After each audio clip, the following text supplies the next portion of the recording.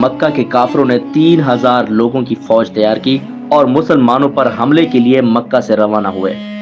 مسلمانوں نے بھی مدینہ کے دفاع کے لیے 1000 صحابہ کی فوج تیار کی۔ اب کی بار بھی بدر کی طرح وہی منظر تھا کہ کافروں کی فوج مسلمانوں سے 3 گنا بڑی تھی، لیکن اس بار مکہ والوں کی فوج میں ایک باصلاحیت نوجوان اور ماہر جنگجو موجود تھا جس کا نام خالد ابن ولید تھا۔ رسول اللہ صلی اللہ علیہ وسلم نے مدینہ میں رہ کر لڑائی کرنے کا مشورہ دیا، لیکن اکثر صحابہ نے کہا کہ مدینہ سے نکل کر کھلے صحرا میں جنگ کرنی چاہیے، اور رسول اللہ صلی اللہ علیہ وسلم نے اپنی رائے کو چھوڑ کر اکثریت کی رائے کو قبول کیا اور مدینہ سے 1000 صحابہ لڑائی کے لیے میدان میں اترے۔ رسول اللہ صلی اللہ علیہ وسلم نے اپنی فوج کو 3 دستوں میں تقسیم کیا، مہاجرین، اوس اور خزرج۔ 1000 صحابہ میں سے صرف 100 افراد کے پاس زرہ اور ڈھالیں وغیرہ موجود تھی اور صرف 50 گھوڑے تھے،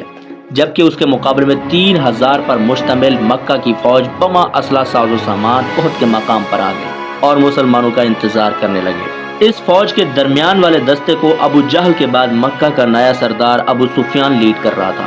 اور بائیں طرف کے دستے کو ابو جہل کا بیٹا اکرمہ لیڈ کر رہا تھا، جبکہ دائیں طرف کے گھڑ سوار فوجی دستے کو خالد بن ولید لیڈ کر رہے تھے۔ مکہ کے 3000 فوجوں سے لڑنے کے لیے جب 1000 صحابہ احد کے مقام پر پہنچے تو عبداللہ بن ابی، جو سب سے بڑا منافق تھا، اس نے کہا ہم تو نہیں لڑیں گے، یہ تو خودکشی ہے۔ عبداللہ بن ابی اور اس کے 300 ساتھی مسلمانوں کی فوج سے الگ ہو کر واپس چلے گئے۔ اب مسلمانوں کی تعداد صرف 700 رہ گئی اور ان کے سامنے 3000 کی فوج کھڑی تھی۔ رسول اللہ صلی اللہ علیہ وسلم نے 50 تیر انداز اس پہاڑی پر بھیجے تاکہ مکہ والے پہاڑ کے پیچھے سے حملہ نہ کر سکیں، اور ان 50 بندوں کو واضح طور پر کہہ دیا گیا کہ اگر تم دیکھو کہ مسلمان جنگ جیت چکے ہیں تم نے پہاڑ سے نہیں اترنا، اور اگر تم دیکھو کہ مسلمان ہار گئے ہیں اور پرندے ان کا گوشت نوچ رہے ہیں تب بھی تم اپنی جگہ سے نہیں ہلو گے۔ اور پھر کافروں کی فوج سے ایک بندہ سامنے آیا اور مسلمانوں کو چیلنج کیا۔ حضرت مولا علی علیہ السلام نے جا کر اس کا کام تمام کر دیا، اور پھر اس کا بھائی سامنے آیا تو حمزہ رضی اللہ تعالی عنہ نے اس کو بھی ختم کر دیا، اور پھر دونوں فوجیں زوردار حملہ آور ہوئیں۔ پہلے لڑائی بہت سخت ہوئی، لیکن آہستہ آہستہ صحابہ کرام نے ان کو پیچھے ہٹنے پر مجبور کر دیا، اور مکہ والے حوصلہ ہارنے لگے اور تھوڑی ہی دیر میں بدر کی طرح یہ لوگ بھاگنے لگے۔ واضح طور پر یہ لگ رہا تھا کہ مسلمان یہ جنگ جیت چکے ہیں، اس لیے پہاڑ پر کھڑے 50 تیر اندازوں میں سے 41 فتح یاب ہونے کی غلط فہمی میں پہاڑ سے اترے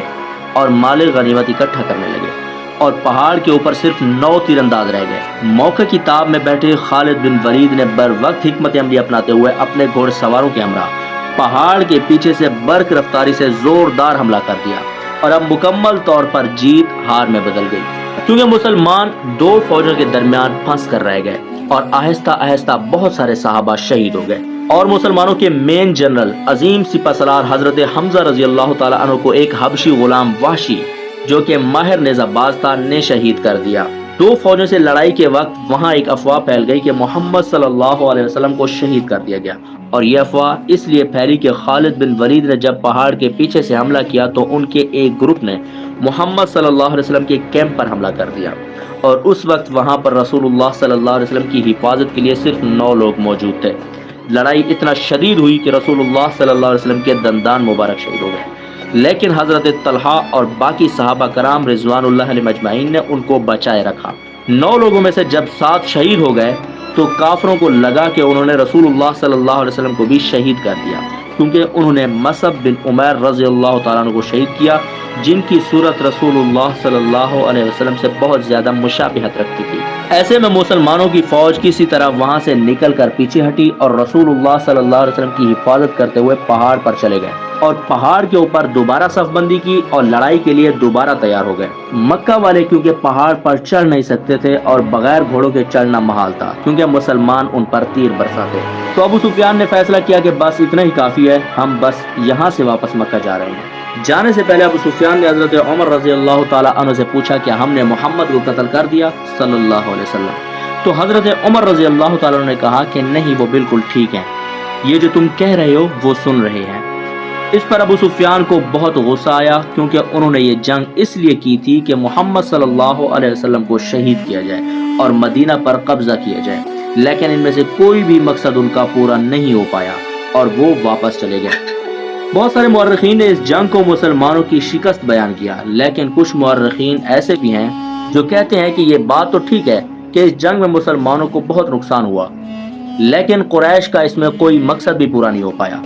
اس جنگ میں مسلمانوں کو بہت نقصان ہوا، لیکن ایک بات مسلمانوں نے جو سیکھی وہ یہ کہ جنگ کے دوران کبھی بھی اپنے لیڈر کی حکم عدولی نہیں کرنی، اور پھر آنے والے سالوں میں بڑے بڑے سپر پاورز کے ساتھ ان کی لڑائی میں کبھی بھی مسلمانوں نے کسی بھی لیڈر کی حکم عدولی نہیں کی۔ مکہ کی فوج واپس تو چلی گئی، لیکن اس بار ابو سفیان نے پورے عرب سے 10,000 کی فوج جمع کی اور مسلمانوں پر حملے کی تیاری شروع کر دی،